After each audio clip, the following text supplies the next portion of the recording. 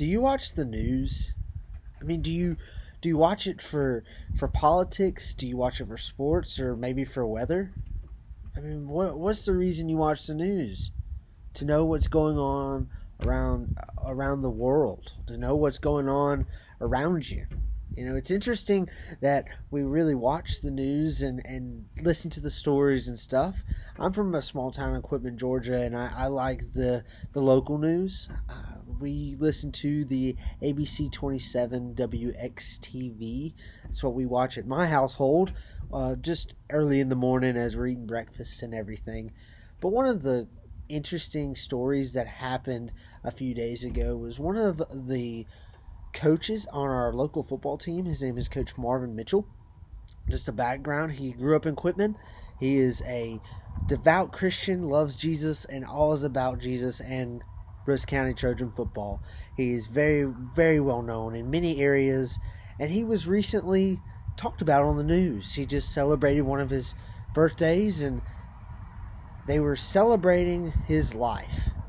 And it was interesting because Coach Mitchell was just diagnosed with cancer, and it wasn't looking so good. But he was able to use his faith and use his platform that he had established to spread the good news about Jesus. He still had a smile on his face. He still showed hope and knew that God had a plan and God was on his side.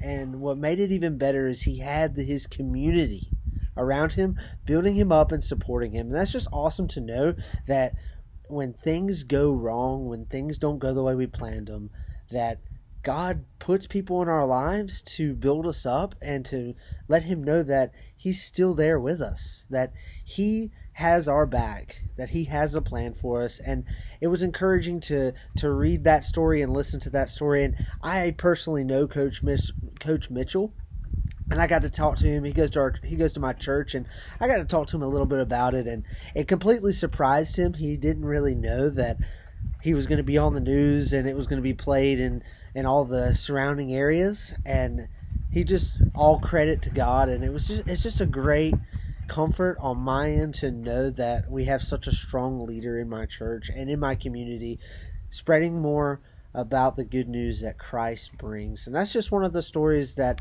I noticed in the news today. I can't wait to hear and see what stories you all have and listen to that. I hope all is well. I pray for each and every one of you daily. Until we meet again, goodbye for now.